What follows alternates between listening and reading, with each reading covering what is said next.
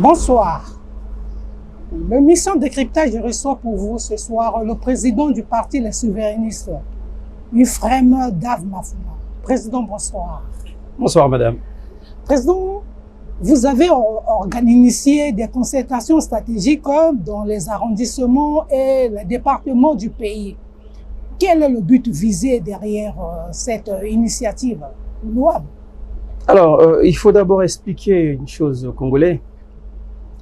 Nous avons organisé Mbongi Tour, une tournée nationale. Oui. Et cette tournée nationale me permettait simplement d'aller discuter avec les Congolais, pour aller écouter les aspirations du peuple congolais. Et après cela, nous avons organisé les concertations stratégiques avec les responsables des comités de soutien. Pour quelle raison? Pour simplement faire comprendre aux Congolais que nous avons, chacun de nous, une responsabilité par rapport à ce qui nous arrive. Je sais que nous sommes nombreux, nous sommes des milliers, à vouloir que le pays puisse prendre une nouvelle direction. Et les gens ont tendance à penser que c'est aux acteurs politiques d'impulser ce changement. Mais moi, je veux dire aujourd'hui aux Congolais que si je mène ces activités avec le peuple, avec cette proximité, c'est simplement parce que, pour moi, le changement ne viendra pas d'en haut. Le changement viendra du bas. C'est pour cela que, avec ce que nous sommes en train de faire, nous demandons aux Congolais de prendre chacun sa responsabilité pour que nous puissions mener ce combat. Pas contre un camp, pas contre le pouvoir en place, pas contre l'opposition, mais mener ce combat pour le changement de notre pays. Quand vous parlez de changement, à quoi faites-vous allusion, Président? Madame, aujourd'hui, nous vivons des déséquilibres macroéconomiques. Nous vivons des déséquilibres sur le plan social qui menacent notre existence. Vous prenez le cas des étudiants aujourd'hui qui vivent dans la précarité parce qu'ils n'ont pas leur bourse. Non seulement ils n'ont pas leur bourse, il y en a des diplômés qui n'ont pas de travail. Vous prenez ceux qui ne sont pas allés à l'école, qui sont jeunes, qui ne se retrouvent pas quelque part parce qu'ils n'ont pas aussi d'emploi. Parce qu'il faut rappeler que le taux du chômage de notre pays est pratiquement à 20%. Ça veut dire qu'il y a quelque chose qui ne marche pas. Et quand ça ne marche pas, il y a la responsabilité qui est partagée. C'est vrai que nous avons un gouvernement... La responsabilité est partagée. Exactement. Donc la population a aussi une part de responsabilité. Non mais attendez, je m'explique. Quand je dis la responsabilité elle est partagée, parce que nous avons un pouvoir qui a renoncé à changer les choses profondément dans notre pays. Et puisque ce régime a renoncé au changement de notre pays, il reste la responsabilité citoyenne, la responsabilité des Congolais, pour dire que nous voulons que ça change. C'est pour cela que nous disons ceci, que si nous voulons que ça change réellement, il faut à un moment donné arrêter de penser que eux qui sont là, ils vont changer les choses. C'est à nous de prendre les choses en main pour dire allons changer les choses. C'est le changement de tout un pays que nous voulons en réalité impulser, et tout en mettant en symbiose les énergies, les idées et les volontés des Congolais. Soyez un peu plus explicite, Président, lesquels devraient être les acteurs pour impulser cette dynamique, le changement du régime? Alors, madame, je ne vous cache pas, oui. Je ne veux pas continuer à vivre dans un pays avec ce régime, avec les mêmes qui nous dirigent. Et je ne suis pas seul. Énormément des Congolais demandent à ce que les choses changent. Et moi, je viens leur dire que le changement ne viendra pas par ce régime-là. Parce que ce régime fait tout pour... ils s'organisent pour maintenir leur pouvoir, maintenir leur situation. Et nous voulons tout faire pour que les choses dans notre pays changent. C'est pour cela, quand je vous parle du changement, c'est simplement pour ne plus avoir le même président, pour ne plus avoir les mêmes ministres, et demain ne plus avoir les mêmes députés, parce que c'est pour moi le changement du personnel politique qui va permettre à ce que nous puissions avoir des nouveaux visages qui vont incarner une nouvelle manière de faire. Moi, je suis celui qui pense qu'il faut aujourd'hui un nouveau leadership politique qui sera en rupture avec ce qui se passe aujourd'hui. Que reprochez-vous au pouvoir en place, Président Dav Mafouma? L'impuissance. L'impuissance. L'impuissance face aux problèmes qui minent notre existence. L'insouciance aussi, l'indifférence vis-à-vis des cris que poussent les Congolais. Madame, est-ce que vous trouvez cela normal que nous puissions avoir des retraités qui vont avoir des difficultés pour payer leur maison, pour subvenir aux besoins de leur famille, parce que l'État n'est pas en capacité de leur payer leurs droits. Je dis bien leurs droits. Est-ce que vous pensez que c'est normal? Un enfant dont les parents sont en difficulté, alors qu'il est à l'université, il a droit à sa bourse et il ne perçoit pas sa bourse, à un moment donné, même il arrive à arrêter ses études. Est-ce que vous pensez que c'est normal? Alors que de l'autre côté, vous voyez bien que nous avons des ministres qui gagnent mais suffisamment d'argent. Il y en a qui sont à 15 millions, 18 millions par mois. Nous avons des députés qui gagnent jusqu'à 6 millions par mois et nous avons un peuple qui souffre. Ce n'est pas normal. C'est pour cela que nous disons que nous ne pouvons plus attendre le changement de leur côté. Il faudrait que chacun de nous puisse prendre sa responsabilité. Il y a des voies pour parvenir au pouvoir, accéder à la magistrature suprême, président. Vous conviendrez avec moi. Mais écoutez, madame, je ne suis pas en train de vous dire que, allant à une révolution, je ne demande pas aux gens sortir dans les rues. Mais je vous dis simplement que nous allons utiliser ces moyens démocratiques pour que nous puissions impulser les changements. C'est simplement cela. Mais je ne dis pas ici que... Croyez-vous en la capacité de la population congolaise à adhérer, à fédérer à votre vision? J'ai été candidat en 2021, madame, et j'ai promis aux Congolais une proximité avec eux.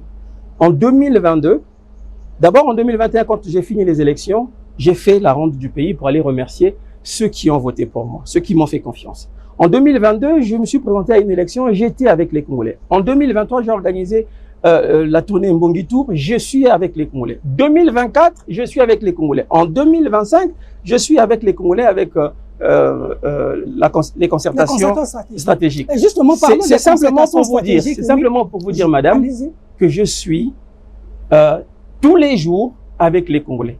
Je suis proche des Congolais. Je les écoute et je peux vous garantir que dans ce pays, il y a un climat national qui est prêt à aller changer les choses.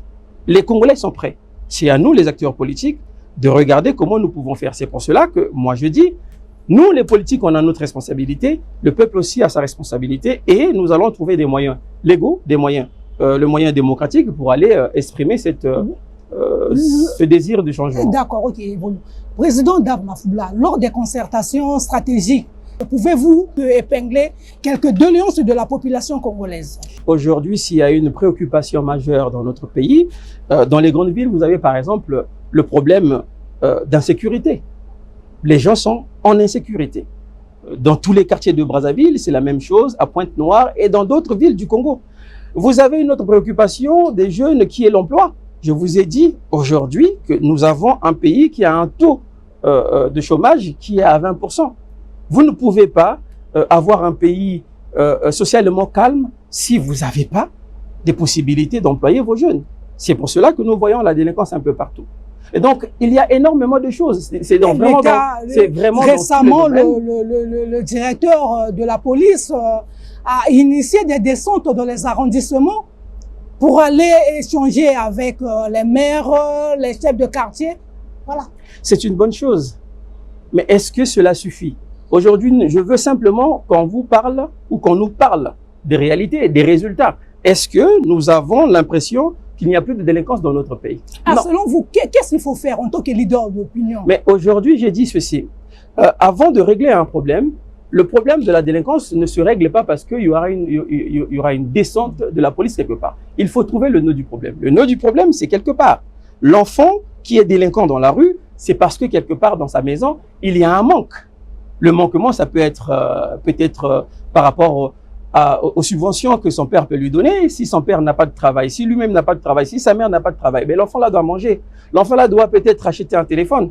Et vous voyez très bien que si dans la famille, on n'a pas les moyens financiers pour subvenir aux besoins d'un enfant, cet enfant va se retrouver dans la rue. Et donc, il faut régler les problèmes de la famille, il faut régler le problème des emplois des jeunes, pour que demain, nous puissions quand même avoir un pays qui ne sera vraiment pas en souffrance sociale. Président Dave Mafoula, le Premier ministre a accordé une interview à Jeune Afrique. Alors, il a dit que le problème des Congolais, l'État ne peut pas tout faire, quitte aux Congolais de se prendre en charge. Votre commentaire par rapport à l'interview, à les propos du chef du gouvernement? Écoutez, j'ai suivi, j'ai lu son interview, mais permettez-moi de vous dire que j'ai été profondément choqué. Pourquoi? Le Premier ministre, c'est la deuxième personnalité du pouvoir exécutif. Et la Constitution de notre pays lui a confié dans son article 100 la responsabilité de la politique, de conduire la politique économique et sociale de notre pays. Oui.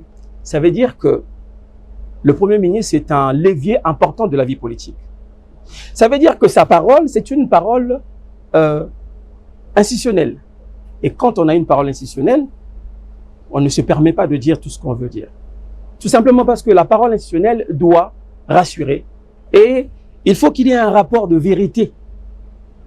Mais aujourd'hui, ce que nous avons vu, le Premier ministre n'a pas été capable de dire la vérité aux Congolais. Je vais vous expliquer pourquoi. Parce qu'à son niveau de responsabilité, il ne pouvait pas nous dire que nous avons promis 12 hôpitaux, nous en avons fait que 2, construit que 2. Et donc, promesse de 12 hôpitaux pour le quinquennat, il n'en arrive qu'à 2. Mais il était clair, il a dit attendez. Ce qu'ils ont pu réaliser par rapport à la crise économique. Je vais vous dire. Oui, je vous en prie, Président. Si dans 5 ans, une promesse de 12 hôpitaux qui n'a pas été réalisée, en réalité, pour Pauline Makosso, pour arriver à ces 12, il lui faut 30 ans, parce qu'il a fait 5 ans pour en créer 2, donc il faut 30 ans pour en créer 12. Nous n'en avons plus assez d'années à lui confier. Quand le Premier ministre dit que l'État s'occupe de tout, mais pourquoi aujourd'hui l'État s'occupe de tout? Au lieu de culpabiliser le peuple, il devrait lui-même regarder qui a créé les conditions pour que le peuple congolais puisse manquer ses droits fondamentaux, que le peuple congolais ne puisse plus avoir son pouvoir économique et aussi son autonomie. Mais c'est ce système, le système dans lequel lui, il est Premier ministre. Moi, je ne comprends pas que nous puissions avoir à la tête de notre pays un membre. N'a-t-il pas raison quand il dit... Pardon, je vais vous dire une chose. Le Premier ministre est socialiste. Il est du PCT. Moi, je suis étonné qu'il soit étonné de la situation. Parce que le PCT a dans son ADN ce qu'on appelle par le tout-État. Ce qu'il n'a pas compris. Le tout-État, c'est quoi? C'est l'interventionniste. Et donc, lorsque vous êtes de gauche, il y a des principes de gauche qu'il faut appliquer. Mais la gauche, c'est l'intervention de l'État. Ça veut dire que l'État doit être un peu partout. L'école, l'hôpital, la culture, un peu partout, l'État doit être. Mais lui, il n'est plus d'accord avec cela. Mais il n'y a pas de problème. À ce moment-là, il doit commencer à trouver le responsable. Le responsable, ce n'est pas le peuple. Le peuple n'a pas demandé la dépendance. C'est eux qui ont créé des conditions pour que ce peuple-là... Peut-être qu'il a voulu dire qu'il faut changer de régime. Il faut se dire que l'État faisait tout. Il faut aussi créer des conditions pour que les gens, par exemple, les jeunes sans emploi, puissent avoir des débouchés. Je vais simplement vous dire une chose, madame. Parce que nous sommes dans un système là où tout repose sur l'État. Madame, nous sommes dirigés par un parti de gauche. Il ne faut pas confondre des choses. Si le Premier ministre veut, parce que je vois qu'il n'a pas de méfiance vis-à-vis du libéralisme économique, c'est très bien. Mais s'il veut nous ramener vers le libéralisme, il n'y a pas de problème. Moi, je suis un libéraliste. Je peux comprendre. Mais il est de gauche.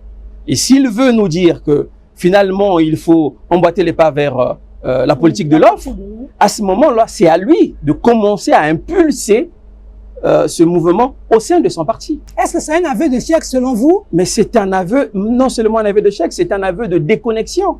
C'est en réalité quelqu'un qui n'est plus en phase avec les idées de la gauche. Mais à ce moment-là, il faut qu'il prenne son courage de commencer à dire « je quitte le PCT ». Et s'il quitte le PCT, il quitte le gouvernement, à ce moment-là, il peut vouloir impulser autre chose. Mais ce qui est sûr, c'est que quand vous voyez un Premier ministre qui nous dit la corruption, non, on doit arranger ça avec de la pédagogie. Mais ça veut dire quoi? Mais la corruption, ça ne s'arrange pas parce qu'on va faire de la pédagogie. La corruption, ça s'arrange parce qu'il y aura une sanction. Est-ce que vous avez vu... à la sanction, il faut ajouter à la sanction aussi la pédagogie. Madame, est-ce que vous conviendrez avec moi, président Dave Mafala? Madame, je vais vous dire une chose. Oui. Quand on veut ramener la pédagogie à la corruption, c'est comme si la corruption, c'était une erreur de compréhension. Ce n'est pas une erreur de compréhension. Quelqu'un qui est en plein dedans de la corruption, non, c'est quand il faut sanctionner, il faut aussi conscientiser. Je veux simplement que le Premier ministre soit courageux pour nous dire, voilà un procès. Voilà un procès qui était un procès exemplaire de la corruption. Voilà une sanction qui a été imputée à un monsieur. Et à ce moment-là, on peut dire, oui, voilà quelqu'un qui est quand même véridique. Il n'est pas véridique. Il nous a fait une démonstration, excusez-moi encore le terme, c'est une démonstration d'arrogance. Simplement parce qu'il n'a pas voulu dire la vérité aux Congolais. Moi, je ne peux pas comprendre quand nous ayons un Premier ministre depuis parce qu'il est là quand même depuis très longtemps. Hein. Depuis 2011, il est ministre. Jusqu'à aujourd'hui, ça fait pratiquement 15 ans et 5 ans à la tête d'un gouvernement. Est-ce que vous avez aujourd'hui un Congolais qui peut avoir l'impression d'un effet Makosso quelque part? Est-ce que les jeunes aujourd'hui peuvent dire que non, il y a un effet Makosso sur le chômage? Est-ce que nos parents peuvent dire il y a un effet Makosso sur la santé, il y a un effet Makosso sur l'économie, il y a un effet Makosso sur l'éducation? Non. Écoutez, je vais vous dire des indicateurs. La dette de notre pays est à 94% du PIB. Ça, c'est l'effet Makosso. Ça veut dire que nous n'avons pas réussi. Il est venu trouver cette dette-là. Écoutez, il est du système. Ce n'est pas un homme nouveau du système. Il est là depuis très longtemps. Et donc, lorsqu'il accepte d'être Premier ministre... Est-ce que 5 ans, en 2000, par exemple, 20, il avait les prérogatives qu'il a aujourd'hui, le Premier ministre? Je vous dis une chose. Ce monsieur est ministre depuis 2011. Mais il était ministre selon il est ministre depuis 2011, donc il connaît bien l'appareil. Et quand il accepte, parce qu'il ne faut pas accepter pour le plaisir d'accepter. Quand tu acceptes de diriger un gouvernement, il faut que tu sois capable d'impulser quelque chose. Mais je pose la question que les Congolais nous disent, est-ce qu'il y a un effet Makosso sur l'électricité, sur l'eau, sur les pensions de nos papas retraités, sur les bourses des étudiants? Il n'y a absolument rien. Président Damafou, entre-temps, vous étiez membre d'une plateforme politique, le Rassemblement des forces du changement. Quels sont les mobiles de votre démission? Alors, vous parlez de démission, mais les choses ne se sont pas présentées comme ça. J'entends démission ici. Oui. J'entends démission ici. Parce qu'il y a eu l'Assemblée exécutive constitutive, j'allais dire, le 14 septembre. Vous n'étiez pas là. Exactement, mais je vais vous expliquer pourquoi. Et c'est aussi une occasion pour moi d'expliquer au peuple congolais pourquoi est-ce que je ne suis pas là-bas, pourquoi on ne m'a pas vu. Simplement parce que mon miroir en politique, c'est le peuple congolais. Ma boussole, c'est ce que le peuple veut. Avant d'arriver à ce rassemblement, moi j'ai entendu ce que les Congolais nous ont demandé. Quelle était l'exigence des Congolais? C'était simplement de nous demander de nous unir. Le peuple a demandé à ce que l'opposition puisse être unie. Il y a eu d'autres demandes. Unissez-vous pour que vous puissiez avoir un candidat et pour participer à l'élection présidentielle. Voilà ce que moi j'ai entendu. Voilà les demandes que le peuple a exprimées. Et puisque ma boussole, c'est le peuple, j'ai accepté d'aller vers les autres. Je crois que quand je suis arrivé, il n'y avait que 4 partis. Je suis arrivé, j'étais le 5e parti arrivé. Mais quand nous sommes ensemble, nous avons commencé à travailler. Et lorsqu'on commence à travailler, à un moment donné, il faut qu'il y ait une clarté. C'est pas ce que j'ai vu à la fin. À la fin, il y a une autre orientation. Et moi, j'ai demandé, et ça c'est un principe fondamental en politique, l'exigence de clarté. J'ai demandé simplement qu'on m'explique les méthodes et la nouvelle orientation. Personne n'a été capable de m'expliquer. Moi, je ne peux pas continuer dans un groupement où je ne sais pas ce que je dis ou je ne sais pas ce que je défends. Quand le président actuel dit on ne peut pas aller à l'élection présidentielle, moi je dis il faut aller à l'élection présidentielle. Mais justement, on vous reproche parce que selon ceux qui sont restés, les leaders des formations politiques, que les conditions n'étant pas réunies, il était inconcevable qu'on puisse aller à l'élection présidentielle dans ces conditions, présenter un candidat pour la plateforme, le rassemblement. Mais je vais vous dire une chose. Des forces du changement. Je vais vous dire une chose.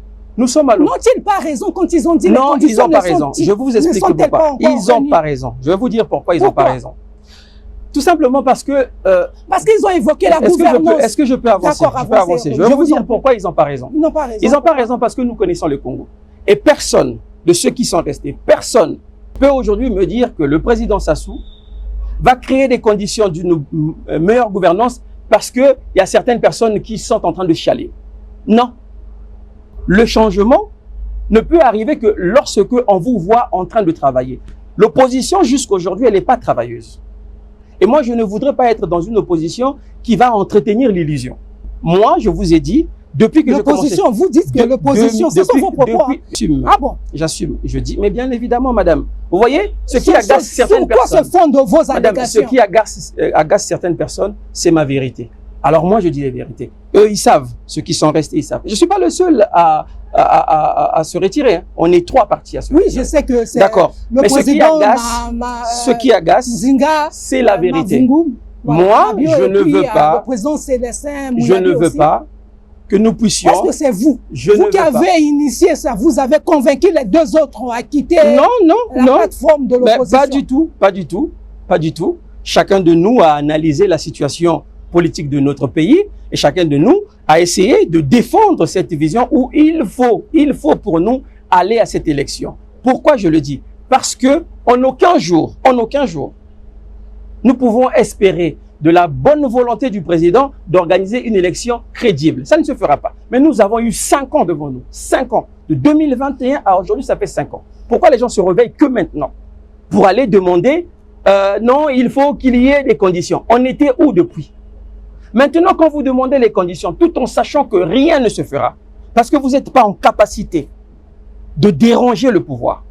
Je le dis clairement. Parce que nous ne sommes pas en capacité de déranger le pouvoir. Et à ce moment, vous ne pouvez pas dire, s'il n'y a pas ces conditions, on n'ira pas à l'élection. Mais si vous n'allez pas à l'élection, à quel moment vous allez faire quelque chose? Mais vous ne partez pas. C'est comme si vous êtes en train de dire, le boulevard est là, partez. Parce que la fraude, la tricherie, on n'en parlera que si vous êtes candidat. Si vous n'êtes pas candidat, le président Sassou est candidat. Il est seul. Il gagne même avec 2 voix. Il gagne même avec 2 voix. À quel moment vous allez parler de tricherie? Non, il faut qu'on soit crédible. S'opposer, ce n'est pas se réveiller le matin, dire Sassou n'est pas conforme à la loi, Dogou Zidane a fui le pays. Ce n'est pas ça. Nous avons besoin aujourd'hui de défendre notre pays. Ce que vous avez, votre démarche est de quitter la plateforme politique, le rassemblement des forces du changement. Pas du tout. Moi, quand vous évoquez, madame, ce sont vos propos. Vous dites que l'opposition n'est pas travailleuse. L'opposition pose des préalables, mais ils préconisent pas, ils n'envisagent pas des pistes de solutions. Madame, à la différence de beaucoup, oui, moi je suis celui qui est au contact avec les Congolais et vous le voyez. Il y a des choses que je veux faire avec les médias. Ils sont nombreux, hein? Ils sont nombreux les leaders des partis politiques. Moi, je peux vous garantir qu'à l'opposition, il n'y en a pas beaucoup. Oui. Il n'y en a pas beaucoup qui sont tout le temps avec le peuple. Moi, depuis 2021, je peux l'expliquer. Par mes descentes, par Mbongitou, par tout ce que je suis en train de faire, je suis en contact avec le Congolais. Je sais ce que les Congolais disent.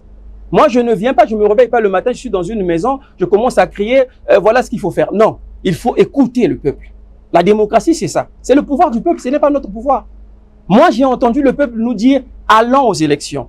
Mais c'est à nous de préparer le peuple pour dire, nous allons partir, mais voilà quand même ce qui va se passer. Comment on peut faire pour aller changer les choses dans ces conditions-là? Mais il ne faut pas dire au peuple, ne partez pas, parce que le peuple n'a que ça comme arme. Le peuple n'a que le vote. Est-ce que vous allez convaincre la population congolaise? Madame, parce qu'on vous a vu en 2021. Madame, je vais vous dire une chose. Collinet Makosso veut nous enfermer dans son attentisme collinéen. C'est-à-dire que non, les promesses, il faut attendre. Alors que nous savons très bien que c'est un blocage. De l'autre côté, l'opposition aussi se dit non, on ne peut pas aller comme ça. Il faut peut-être trouver des moyens de renverser les forces, mais ils ne sont pas sur le terrain. Vous voyez l'opposition sur le terrain? Je suis de l'opposition. Mais à un moment donné, il faut qu'on ait un langage de vérité vis-à-vis de nous-mêmes. Il faut qu'on soit crédible. Est-ce que vous voyez l'opposition sur le terrain en train de travailler? Non. Moi, j'ai demandé avant de me retirer. D'ailleurs, c'est aujourd'hui que je me retire. Je le dis là. Parce que même ceux qui sont là-bas, ils ne sont pas au courant. Parce que j'ai mis sur la table l'exigence. Exactement. Sur votre émission, je le dis. J'ai mis sur la table l'exigence. Vous ne faites plus partie. L'exigence. Mais depuis longtemps, c'était d'une manière officieuse. Non, je vous explique pourquoi. Oui, pourquoi? J'ai mis sur la table des responsables ou du responsable une exigence. J'ai dit, je vais rester. Mais à une seule condition, vous m'expliquez comment nous allons faire. Personne n'est capable de m'expliquer ça. Mais je vais vous dire une chose, madame. Parce que, comme je dis, il faut qu'il y ait un langage de vérité. Est-ce que vous vous sentirez à l'aise dans une voiture où le chauffeur est en train de conduire, il voit un feu vert, il freine. Il voit un feu rouge, il accélère. C'est très dangereux. Tout en sachant que vous aussi, vous avez le permis de conduire. Vous savez conduire. Est-ce que vous vous sentirez à l'aise si vous allez à la chasse dans une forêt où il y a des éléphants? Vous êtes peut-être 5. Vous mettez 2 personnes devant qui n'ont pas des armes. Vous vous sentirez à l'aise dans cette forêt-là? Je ne pense pas. Moi, j'ai un langage de vérité. Et c'est ça qui dérange. Et il y a aussi autre chose qui dérange, c'est que Mafoula n'accepte pas n'importe quoi. Avez-vous eu le temps d'exprimer votre vision Madame, aux autres leaders de l'opposition? Madame, je vous le répète encore, personne ne viendra me contredire.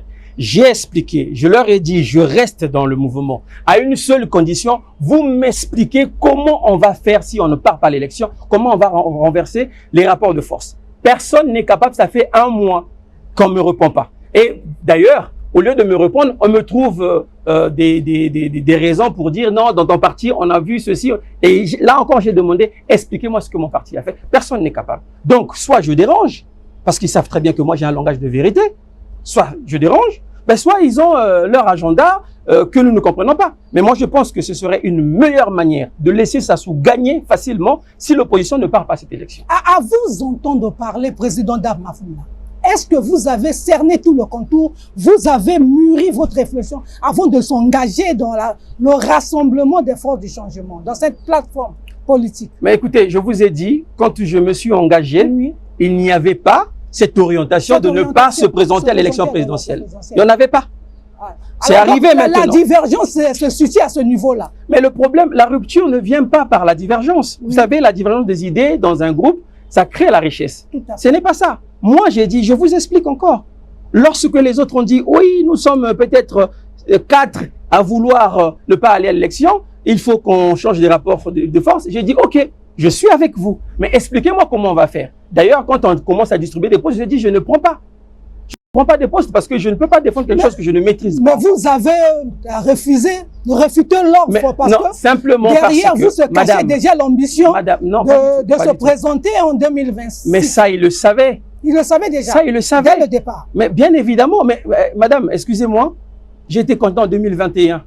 Quand on crée un parti, c'est parce que on veut aller chercher le pouvoir. C'est la conquête du pouvoir. Et personne n'est pas informé là-bas que Mafoula n'était pas candidat en 2021.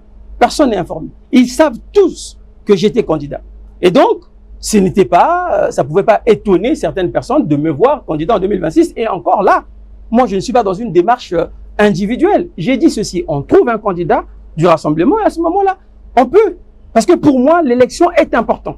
Il n'y a pas un autre moment politique, pour moi, mieux que l'élection pour aller chercher à empêcher que nous puissions continuer à vivre ce calvaire avec le gouvernement en place. Qu'est-ce que vous allez présenter de nouveau aux populations congolaises pour que cette fois-ci, peut-être à l'élection majeure en 2026? Madame, nous nous préparons. Comme je vous ai dit. Qui vous accorde au moins leur confiance. Madame, nous nous préparons. Nous sommes en contact permanent avec les Congolais. Ça, c'est l'avantage que j'ai que les autres n'ont pas. Et nous avons écouté les Congolais. Nous préparons notre projet pour voir dans quelles conditions nous pouvons le présenter aux Congolais. Tout ce que nous souhaitons, c'est que ce pouvoir puisse laisser le pays tranquille et que ceux qui sont capables de diriger puissent diriger avec de nouvelles idées parce que nous voulons aller vers un nouveau leadership qui permettra aux Congolais de mieux vivre chez eux, dans leur pays. Alors, on se pose 1001 questions. Pourquoi l'opposition congolaise, vous n'arrivez même pas à vous entendre? Il y a toujours des institutions, des divergences au sein de l'opposition congolaise.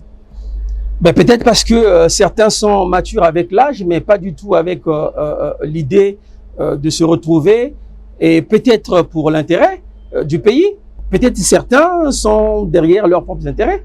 Parce que, vous savez, 40 ans au pouvoir du président Denis Sassou Nguesso, ce n'est pas seulement de sa faute, c'est aussi la faute de l'opposition. Parce que nous ne sommes pas ordonnés. Voilà que quand on voit une possibilité d'aller pour changer les choses, les autres disent non, on ne peut pas. On ne peut pas parce que non, il n'y a pas de possibilité. Soit vous n'êtes pas préparé, et c'est ça le problème. La question qu'il faut se poser, on était où? Cette opposition, elle était où en 2021? Selon mars vous, 2021. l'opposition a une part de responsabilité. Une grosse part de responsabilité. Ah bon? Mais je vous ai dit, posez la question à chacun.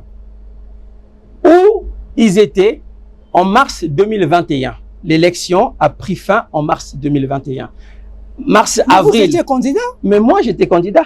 Mais en avril, juin, j'ai continué. Moi, j'ai continué mon combat politique. j'ai commencé d'Olizy, Sibiti, je suis allé un peu partout pour aller voir les Congolais, pour leur dire merci, mais pour leur dire aussi que ça ne s'arrête pas là, que j'ai pas gagné aujourd'hui, on ne sait jamais demain. Et jusqu'aujourd'hui, c'est ce que je fais. Mais ils étaient où, eux? Et puisqu'ils n'étaient pas préparés, ils veulent trouver un alibi pour dire on ne peut pas aller. Maintenant, si ils sont capables d'inverser la situation, qu'ils nous montrent qu'ils sont capables. Moi, je serais d'accord si je vois cette opposition qui est restée capable d'inverser la situation. À 6 mois, je ne suis pas sûr qu'ils seront capables. Je les connais et je suis très certain qu'ils ne pourront pas. Quelle est la solution selon le président ou la position de le parti des souverainistes pour sortir le pays du gouffre? Mais c'est comme je vous ai dit, c'est comme je vous ai dit, madame, il faut aujourd'hui proposer autre chose. Proposer autre chose, en quoi faisant, madame, président Dab-Mafula? Peut-être que vous ne comprenez pas mon langage, mais je veux répéter, je vous ai dit, le problème aujourd'hui, c'est le personnel politique que nous avons à la tête de notre pays. Il faut le changer. Il faut proposer un nouveau leadership. C'est ce que j'incarne. C'est ce que je veux proposer aux Congolais. C'est pour cela que je dis ceci. Est-ce que j'ai un autre moyen pour empêcher le pouvoir de continuer? Si ce n'est pas l'élection présidentielle, j'en ai pas. Moi, j'en ai pas. Je suis véridique avec les Congolais. J'en ai pas. J'ai pas des armes et moi, je suis démocrate. Pour moi, l'élection, on va regarder comment nous pouvons influencer, comment nous pouvons pousser les Congolais à aller voter et créer des conditions pour que le système en place, une fois que nous aurons gagné, qu'on puisse gagner tranquillement. L'élection n'est jamais gagnée d'avance. Donc, je demande au peuple congolais d'aller massivement s'enrôler pour que demain, nous puissions regarder comment est-ce que nous allons faire des choses. Merci, Président. C'est par ces propos du président Dab-Mafula que nous mettons fin à notre émission décryptage de ce soir. Merci et à la prochaine occasion.